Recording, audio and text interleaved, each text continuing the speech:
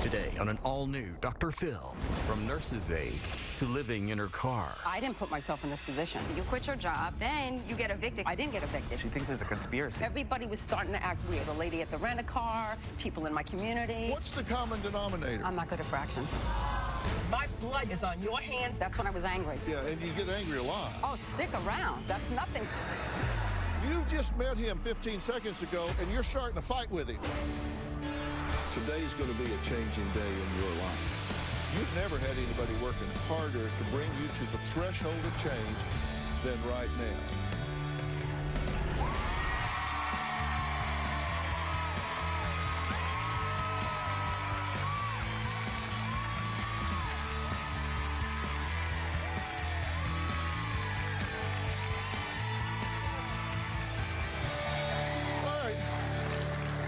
Now, Tina was a single mom struggling to raise her children the best that she could.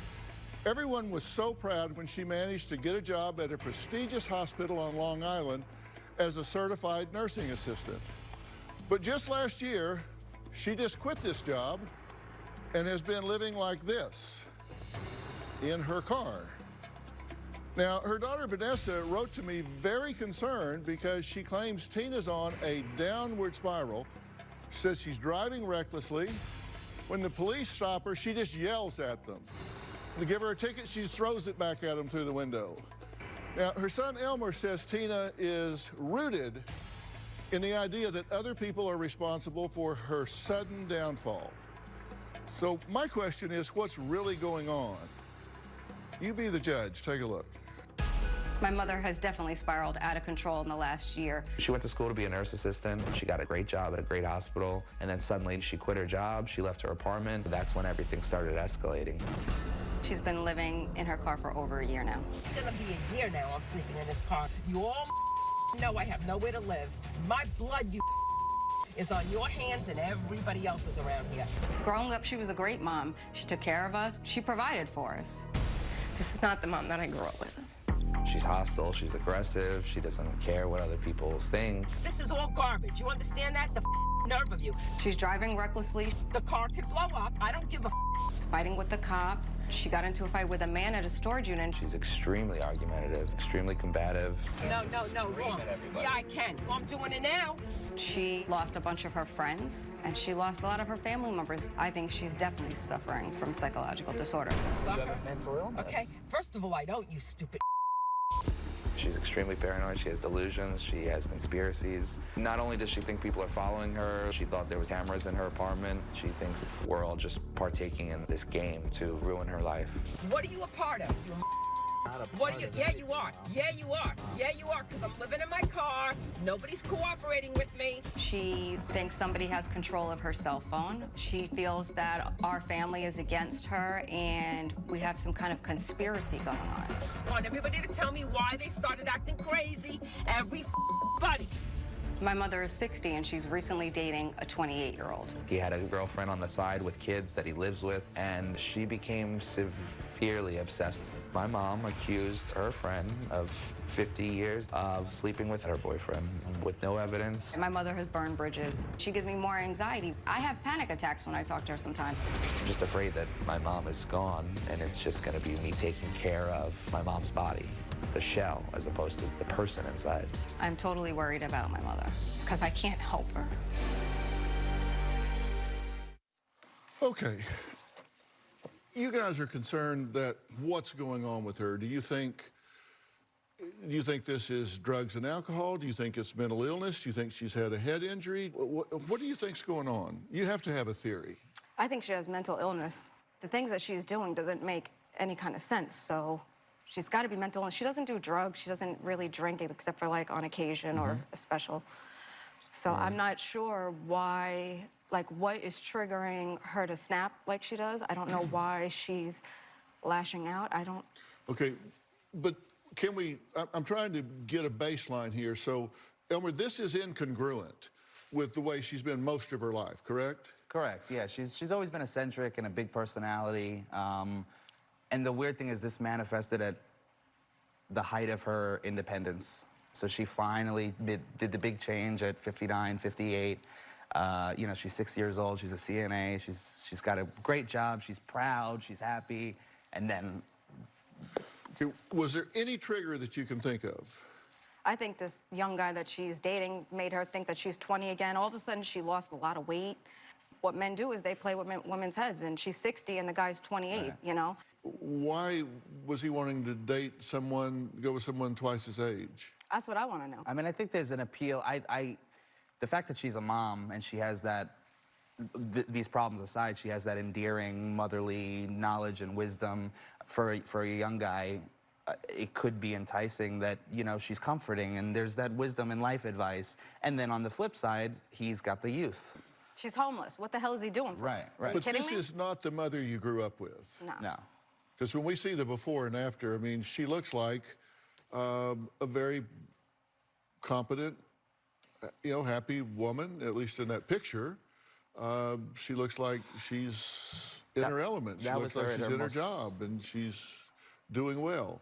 Why is it hard to look at that? Look at it. You tell me. She's happy there and she's miserable there. And look at her face. Like she aged like 20 years in a matter of like 3 years. And it's not just an emotion in that picture. There's a lost. I never even saw that picture. There's a detached aspect of, you know what I mean? That it's. Well, let me tell you some of the things that she has said, because she is very angry. She says that this has been done to her. That this isn't just something that happened, that it's been done to her by the people that she trusted, have turned their backs on her, that she is in this position because of what's been done. Right. She plays the victim. And, you know, here's what she says. She says that she had vertigo from visiting you, that she's used up all the time, all of her sick time, so she left her job. That people's attitudes around her are changing. She said this all of a sudden, people started changing around her. She could feel people starting to talk about her behind her back and conspire against her. That no one's meeting her halfway. She said nobody listens. She said she wouldn't treat people in her life the way they're treating her. And she's talking about you guys that way. Right. So she definitely has the victim hat on, that this is being done to her. Sure. That she was doing fine, and then she became an object of attack. Right. Which is how we know it's tied to some mental illness. She thinks there's a conspiracy. She thinks there's either a government body or not a company, but she thinks there's a group of people that are formulating an attack. You know, if a car pulls up to her and they're super close, she thinks we sent the car, just like being on the show. I think she thinks that she's gonna come on and you're gonna tell her who's doing this to her. Why do you think she agreed to come here? You. Because she's on vacation. She doesn't even believe she's gonna see you. She starts like laughing like, oh my God, am I really gonna see Dr. Phil? Like, this is not a joke. Like, my life is torture because of her every day. Like, she just harasses me. This is not fun. I don't think it's so much the vacation because, you know, like when we got on our first plane, it was delayed and she made a big scene on the plane and in the airport. And I found out because she thought that it was just a ruse, that we would take her that far to convince her we were going on Dr. Phil, and then the plane's gonna, you know, be delayed and we're gonna end up going back home. So, you know, so I don't think it's so much the vacation. She didn't know she was gonna really be here until she really landed. And then she didn't know we had a hotel room until she really got in the hotel room. You know, she continues to sort of come to the realization that this is true. My opinion is it's you. You know, so when I was a kid and you were first on Oprah, she fell in love with you day one. Right. You know, she. Well, of course. Right. But you think there is part of her that may want to hear what I have to say? Yeah, Oh, yeah. definitely. All right, coming up, Vanessa says that her mom can say horrible things and has no filter.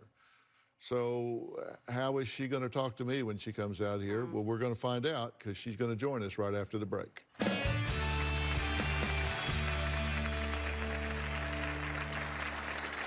I've been homeless for about 14 months now. I feel like something's out to get me. There's a dining room because I eat in my car. On the door right there, that's my library. So I've got a living room, a dining room, and the bedroom dresser. The whole thing is just so horrendously disgusting. And later, You want to know the biggest craziness here? Right. That I go down to Florida and my daughters don't let me stay with them. How do they let me sleep behind a Winn-Dixie in Florida?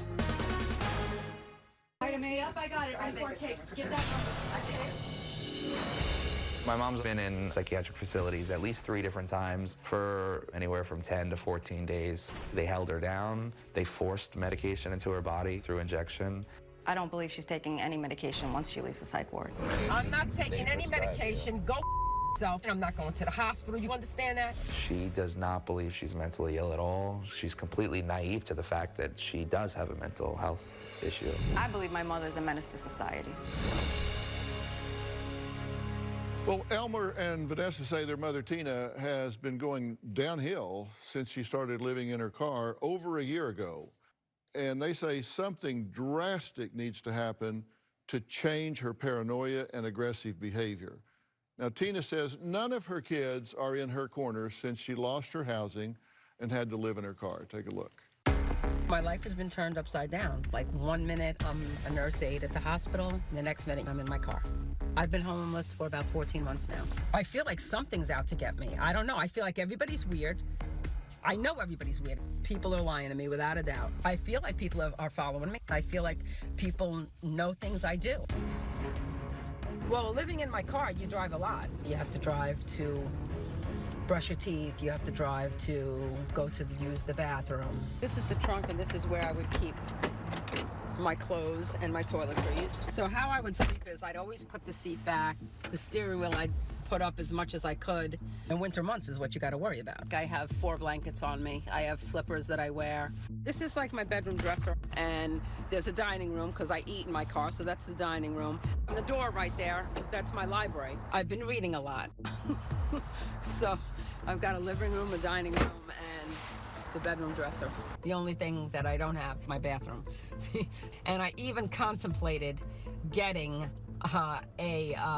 like bedpan. So it's like the whole thing is just so horrendously disgusting. I'm not homeless because I put myself there. I'm homeless because this has been given to me. That's what my anger is. So this is where I slept the first few nights that I was homeless, outside the complex of where I used to live. And I don't have that anymore, so that's difficult to deal with. So I tried to stay with my daughter Vanessa in Florida. She said no. It's crushing, but to know that my daughters didn't want to help me. And my youngest son is the only one that's like by my side, but like even some of his beliefs are off. You chose to leave, whether you were sick or not, you chose to leave your job. I chose to leave my job. You chose to leave the apartment. This is the hospital where I used to work at. Actually, I was hospitalized here, and I was there for 2 weeks. Ironically, 2 floors away from the floor that I worked at. They felt that I needed to be evaluated because I was lashing out. I was angry at the things and the frustration that I've been going through in the last year. When I walked to my room, I saw there were straps on the bed. I was like, this is insane. I'm not voluntarily poisoning myself because I don't need this stuff. I was diagnosed with bipolar, pure. Then after 2 weeks, I got released and went back into the vehicle. And I'm not on medication now because they were only able to force me to take the medication while I was in house. So you have an issue with the fact that doctors agree with the idea that you need to have medication, and you for some reason just believe you know that you don't. Correct. That's an issue. Correct. That's an issue. Okay. I want to know why this is happening to me. And I want my apartment back. I can't have those things back without all these questions answered. Well, how are you doing today? I'm good. Yeah? Mm-hmm. How you feel about being here? Surreal. Yeah? Surreal, yeah. You weren't sure this was for real, right? Without a doubt, I wasn't thinking this was for real. Yeah? What do you think now? It's for real. Yeah? You seem like a really nice person that's having a really rough time right now. Oh, without a doubt, rough time. And you said you didn't choose this, it was given to you. Correct. Who gave it to you? That's the whole, I have no idea. I have no idea. How do you know it was given to you then? Because I didn't put myself in this position. I didn't put myself in this position. Well, then who did? I have no idea. That's the whole big secret here. I have no idea. Doesn't that sound crazy? No, but it doesn't sound logical either. Everybody started acting strange prior to me leaving. Like nurses would say things they normally wouldn't say. I worked on the awesomest floor with the most professional people And especially when I came back from visiting my son in July of 2018, I've got nurses saying to me, you know, certain things that I don't even want to repeat on camera, like, and I'm floored by that, but like, you know, as I'm working, I just blew it off, and I'm like, maybe she's having a bad day that she would say something like that. And I'm like, you know, this was happening. Now, did that make me resign? No. What happened also was I had a bout with vertigo. When I was visiting my son here, my last day here, I had gotten up to get ready to fly back to New York, and I had this bout with vertigo. So now that's frustrating because it left me with dizziness. Prior to that, they moved in a girl upstairs for me. I mean, when I tell you, Dr. Phil, you're living in an apartment, so you have to deal with noise, but this was ridiculous. This was like abuse. I'm not that type of person that's gonna call the police because there's noise upstairs. Okay, well, let me be sure I got this. Yeah. So all of a sudden, people just started changing at work. Yeah. Okay?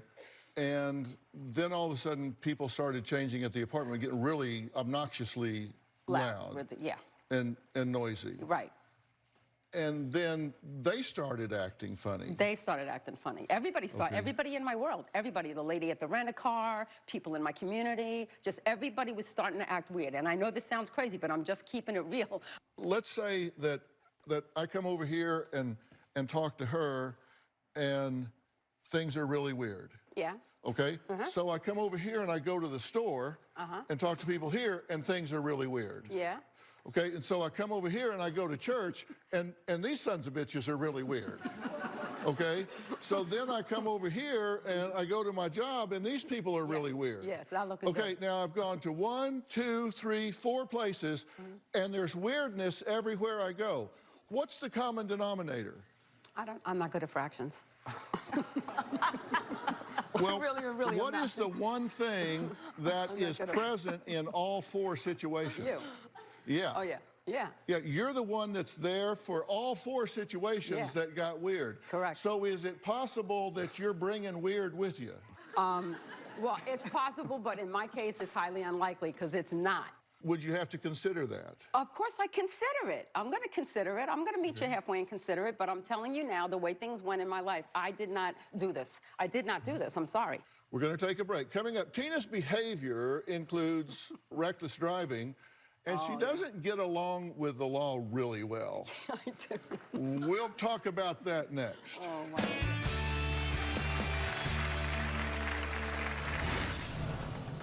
Why me? Why is this happening to me? Like, why would anybody want to do anything solely to me? I can't explain it to you. No, but you can't explain it to me because it doesn't make sense.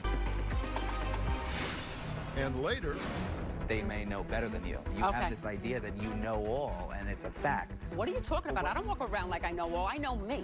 I know me. I know what's happened to me, and that's it. 3, 2, 1, effect. 41.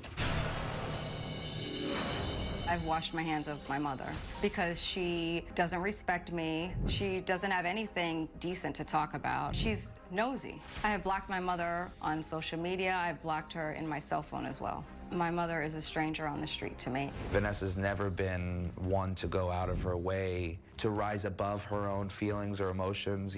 I'm 100% the one that's helping her the most. Out of my siblings, it is a huge burden for the baby of the family. It's terrible. okay, I'm here with Tina and 2 of her children, Vanessa and Elmer, and I've just been talking to your mother about the fact that I think she may be bringing some of this with her and creating some of the things that she's experiencing. What are you thinking about the conversation that I'm having with your mother? She's just She knows that she's the problem. She knows it. You quit your job, then you get evicted because you don't pay your rent because you decided to come to California to see your kid. Okay, now you didn't get evicted. Yeah, you did get evicted. They kicked you out because you didn't pay your rent. What are you talking about? I didn't get evicted. So you just said, see you later? I mean, really? It's just like when Yes, you go got ahead. fired from work, though. Wait a minute. They sent you home and they said, you're not welcome here anymore. And you said, well, they didn't say the F word, so I wasn't fired. It's a technicality, you know what I mean? If I didn't get evicted. No, evicted is evicted. But go ahead, finish what you're saying. So you quit your job. It's a downfall now. You quit your job, you lost your place, you live in your car, you're in denial that you're homeless because you got a car. You're messing with a young dude that doesn't do a damn thing for you. Oh, my God. Look All at right, you. Good. Right, like What do you mean, look at everything's me? a joke. You're First like, of all, like first it's a of all, joke. first of all, I'm not, okay, what are you talking about? I'm not in denial. I know I'm living in my car, but I'm not living in my car now. I'm in a shelter. or whatever you want to call it. But You're homeless. But what happened was I went ahead and I quit my job. I know I submitted that, and I take responsibility for that. What happened was I moved out of my apartment complex. They didn't kick me out. That's why I gave in the keys the way I did. I didn't pay rent for 2 months there. So I wasn't going to let another month go by. So I didn't get evicted, because evicted would have meant that they would have, you know, they did send me a letter to go to court, and I didn't go to court that day that I was sick. But ultimately, I moved out before they evicted me. You did that, and so you wind up living out of your car. When you wind up living out of your car, now you're not sleeping well, everything starts to snowball. Oh, yeah, that's just to say the least. Let me tell you, if I wanted to drive someone insane and I could control one thing, it would be sleep deprivation. Oh, yeah, without a doubt. And you start seeing the world in a different way. Come on, you're trained in this field. You have to know that you're setting yourself up to see the world as a hurtful place. Well, see, and that's what I fought too, though, is because I don't want, you know what I mean? You're fighting, you know, to remain the true person that you are. I mean, I'm not one that I don't want to be bitter. So Are you? No, I'm not Are bitter. you angry? Oh, angry? Yeah, of the position I'm in, anger and rage. That's the two emotions that I could explain, that I could tell you that I will admit that I am since I've been living in my car. Everything that I was working for was just taken away from me. You know what I mean? And by who, I don't know, because I'm just saying, I want to know why nurses started behaving in the manner they behaved in, why friends started behaving in the manner. Is it possible that you started perceiving them differently? That they didn't start behaving differently, you started perceiving them differently? No, I didn't perceive Because here's my point. You're just not that important. For there to be this big conspiracy where everybody and I've said that to myself too. Thank you. It's just really, you're just not that important. And please, I don't want to be important. If that's what important means, I don't want to be important, because I've said that to myself too. I've actually, when I've had my meltdowns, I'm like, why me? Why is this happening to me? Like, why would anybody want to do anything solely to me? So it sounds crazy, but I'm just telling you for real what has happened in my life. I can't explain it to you. No, but you can't explain it to me because it doesn't make sense. You're perceiving it one way, but the point is, you have to consider all possibilities. All right, what are the possibilities? And the possibilities, one, is that there is a far-reaching conspiracy to sabotage your life. Right, which that's scary. Another possibility is that you've been hurt, that you've changed emotionally, so you start seeing things through a different filter, and you start interpreting behavior as threatening, as weird, when in fact they're not any different than they were before, but because you're wounded, because you're hurt, you start seeing them differently. It's kind of like, you know what it's like to get a really bad sunburn? Yeah. If you don't have a sunburn, somebody can come pat you on the shoulder and say, hey, how's it going? Oh, fine. Right. If you got a really bad sunburn, somebody can just come and tap you, whoa! Right. And you just like, that really hurts because you're hypersensitive. Right. Every little thing triggers something in you and you have a reaction to it. Is that possible? That's possible, but that's not what it is. No. Okay, which is most likely, a far-reaching conspiracy or that you're seeing things through a different filter? That's tough, Dr. Phil, but I would like to go with the seeing things through a different filter thing, because the conspiracy thing would be sick, because I'm not that important. All right, coming up, Tina's children and friends agree that she's dealing with some serious pain here. They recognize that this is not fun for her. The question is, has this been identified, and is there a path out of this? Is there something to do? And if so, what is it? We're going to talk about that when we come back.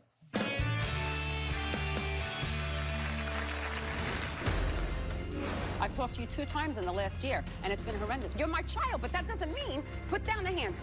Listen, I sent you to theater school, okay? You're not doing very well right now, because this is a lie.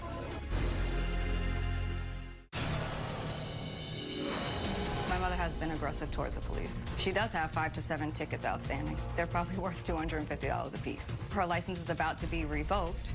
All my mother has is her car right now. Then she will not be able to drive, which means that she will not be able to work, which means that she's still gonna be in the same situation that she's in now. What do you want to see in your mother's life? What would be your dream scenario for your mother? What do you want for her? I want her to get a job. I want her to love herself because she has low self-esteem. I want her to be able to be a grandma and continue to read to my son. That's their little thing that they do. go, be single, have fun, travel. You have nothing to worry about. You don't even know who I am. And that's cool. I don't need to anymore. I'm not interested. What do you mean you don't even, do you hear what you're saying? That's Yeah, what I'm saying. But I mean, I that's said I some washed of my yours. hands, right? I washed them. Yeah, I'm sorry. I For love what? you There's from no a distance. reason- I wish you all well, everybody in the family. Thank you. But I have my peace. I love my peace. Me and Go my take son. it. That's good. And I leave you alone with your peace. This last year Not has been really. horrendous. I've talked to you 2 times in the last year, and it's been horrendous. But you know what? I leave you alone because if that's what you want, that's what you want. My kids are not in my life. I leave them alone. I'm not that hounding parent. But I mean, like, so I sit there and I go, guess what? If my daughter doesn't want me in her life, that's how it's going to be. How What do you horrendous want is for that? your mother? Acceptance. I mean, you have to learn to accept truth. You Okay. have this idea that you know all, and it's a fact. I'm the last person that knows all. What are you talking about? I don't walk around like I know all. I know me. I know me. I know what's happened to me, and that's it. I'm not bipolar. You know, doctor, okay, you have to spend a long time with me to diagnose me with bipolar or anybody else. You can't diagnose somebody within 10 minutes that they're bipolar. So I'm not going to accept that, if that's what you're talking about. I'm not going to accept that I'm bipolar. No one has spent enough time with me to diagnose me with bipolar. You don't need to accept one label. So what accept are you talking about? Please allow me to speak. You don't need to accept the one label that you have this. But Yeah. you need to accept that, obviously, like when Dr. Phil's talking about you go 4 different places and Yeah. you bring that. 44. You need. But that's what I'm saying. You're answering back in the idea that not only 4, but it could be so much more, and you're still right. Correct. So that's when we say that you think you know it all. No, I just know me. I know me, and I know what's happened in my life. That doesn't mean I know it all. I don't know who climbed Mount Everest yesterday. That's know it all. I don't know those things, nor do I want to know those things. But I'm just saying, I've had pain in my life. You know what I do with it? I deal with it.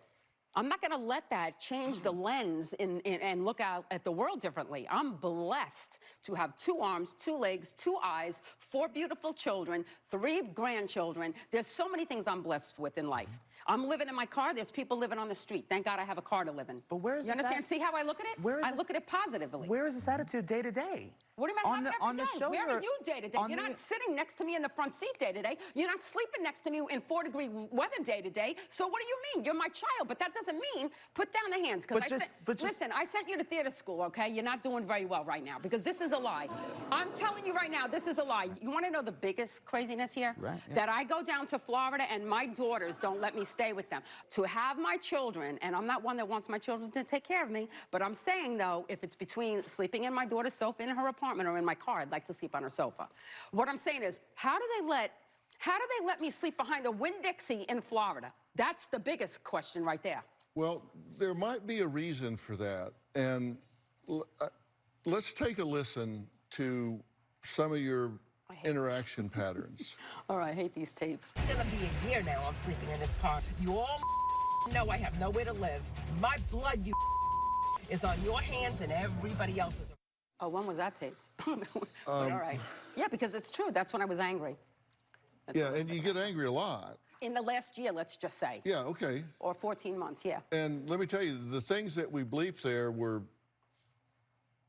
seriously bleeped. Oh, stick around. That's nothing when I get angry, especially with what I've gone through. I'm just being honest with you. But you do understand what I'm saying about you're the common denominator. You're the one that shows up where all of the conflict takes place.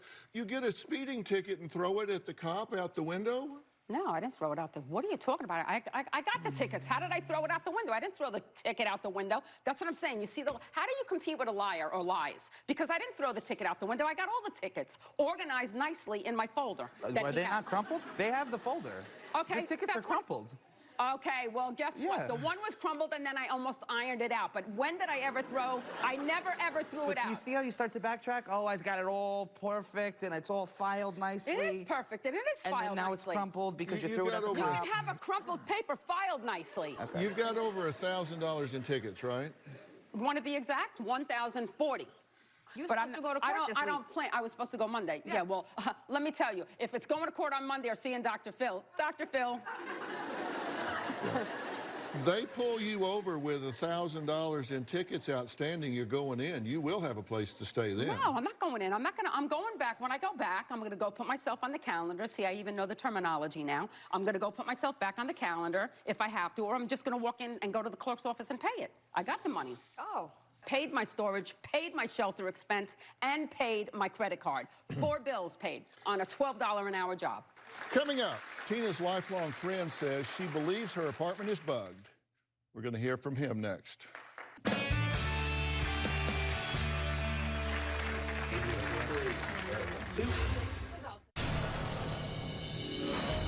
Tina and I have been friends for all our lives. We were getting out of my car going into a restaurant, and she asked that I leave my cell phone in the car. And when I asked why, she said my phone was being bugged by somebody who she knew.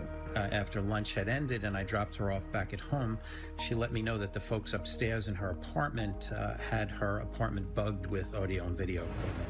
So I recognize that there are serious issues, and Tina, knowing that you live in your car and have lived in your car for quite a while is a heartbreaking thing to everyone who knows you. So Tina, we love you, we want you to feel better, and God knows if anyone can help, it's going to be Dr. Phil. And what he said too, Joe, I never said that the people upstairs are bugging my apartment. That's not what I said. Did you say that you thought his phone was bugged? I thought mine was. Yeah, I thought somebody was in my phone because, I mean, given what has transpired through my phone and also in my apartment, anybody would. Okay. Why would anyone want to bug your phone? And for what purpose? What are you going to get out of it? And this is what I've asked myself for the whole last 14 months. Yeah. And the most likely answer is they wouldn't. Okay. Right? All right. Well, I just can't believe that my lens would be that messed up that I would start thinking of all these scenarios. What if I'm right? What if you are distorting reality? What if, without realizing it, you are misperceiving his intention, her intention, Joe's intention, people's at work's intention? What if you really have slipped a filter over your eyes and don't realize it, and it's causing you to see things in a way that is not representative of the world, and there is a way to take that filter off where you went, oh, never mind. What if that's possible? Would you want to know that? 100%. Yeah. Well, I want to introduce somebody, and that's Dr. Charles Sophie. Now, Dr. Charles Sophie is a colleague of mine. He's a board-certified psychiatrist. He has 3 clinical specialties. He's the medical director of the Department of Child and Family Services for Los Angeles, the largest agency like that in the country. And he works with me a lot. It works with us a lot here. Dr. Sophie, would you join us up here, please? Please welcome Dr. Charles Sophie. Dr. Sophie, please meet Tina. Nice to meet you. And Elmer and Vanessa. Hello, how are you? Now, Dr. Sophie, I don't know whether this is a mental illness. I don't know if it's a neurological impairment. Right. I don't know if it's biochemical, purely psychological. I don't know what it is at this point. Right. But it is distinctly possible that since she has been through emotional trauma, since she has lost a job, an apartment, and living in her car, and has disrupted things, particularly at her age, that she could be misperceiving and distorting reality. True or false? 100% true.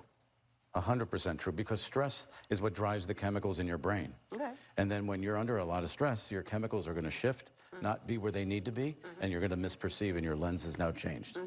You have to be open to that. I am open to that. I just said anything's possible. So that's, when I say anything's possible, that's being open to it, right? I guess. There you go. So I'm open Good. to it. You're open. There you go. So I'm open to it. That's Okay, not the case, hang but on I'm just a open second. to it. Hang on just a second. You've just met him 15 seconds ago, and you're starting to fight with him. Right. That's not a fight. That's not I'm not. What? That's a fight. Yeah. That's a New York hug. That's a, yeah. There you go. See? That's not a fight. I just. It's a little combative. Oh, well, whatever. If that's what you consider combative, I'll show you combative.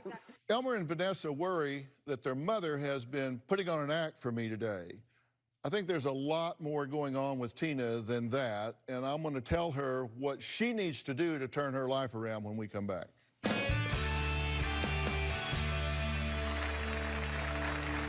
Roll 43 dissolving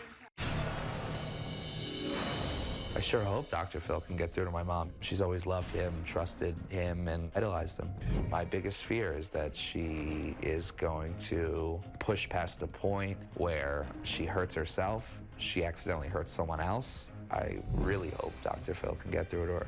Oh, I would love help from Dr. Phil, without a doubt. Who wouldn't? Who wouldn't? Think about this.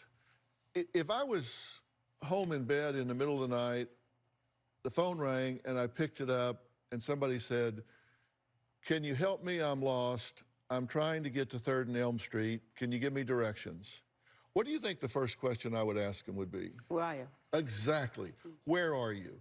And that's what I responsibly need to know about you. I need to know where you are. Okay. So the first thing that has to happen, in my opinion, is we have to do a thorough evaluation of you. Medically, psychologically, biochemically, hormonally, every possible way to see where you are. If something has spun out of control, if something has spun out of balance, we need to know what it is. And if we know what it is, then we can deal with that, and maybe that rights the ship, and you go, wow, the world looks a whole lot different to me. I'm going to put my scrubs back on. I'm going to get back into the workforce. I'm going to get busy living my life and being happy. I don't need to be angry anymore. I would like to know that. Wouldn't you? Yes. And Dr. Sophie, that's what you and I talked about. Exactly, We yes. need to evaluate, we need to do like brain maps. Right. We need to look at her hormonally, biochemically. Physically, we need to do all of everything, those yes. things to find out where she is. Right. Something subtle could make such a big change. Well, when we come back, Tina says that she'll listen to the advice that I have to give. So we'll find out if that's true right after the break.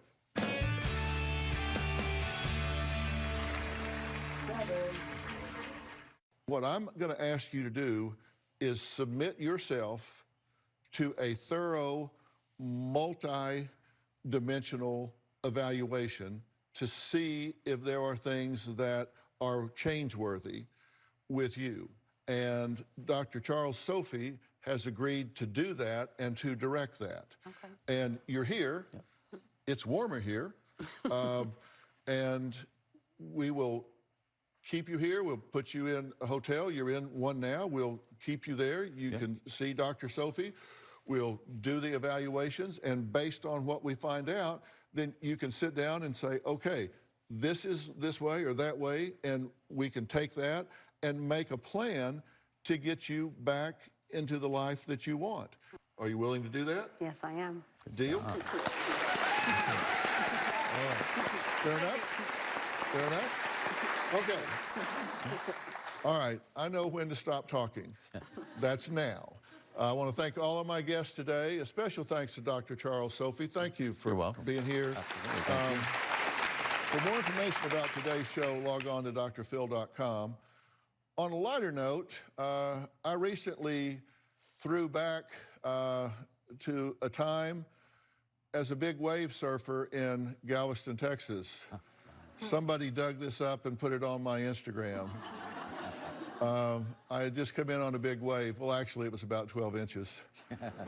And I rode it for 8 seconds, if you count the falling down part. What I want to point out is that I did have hair at one time. It was fast leaving. I think I was 17 there. That may be the last picture in the wild with me having hair. So stay social with me on Twitter, Facebook, and Instagram. I do read what you guys put. You never know what blast from my past I might reveal next. We'll see you next time.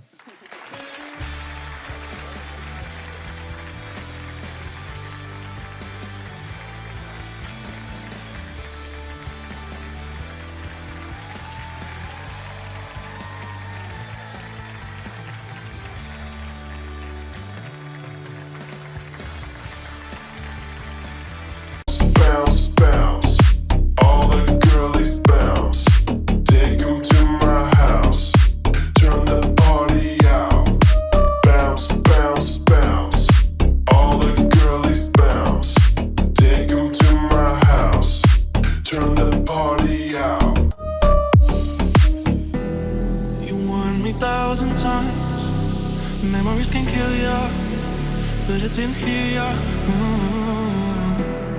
I thought that I could fly, but woke up on the asphalt. I swear there was the last time. I've always been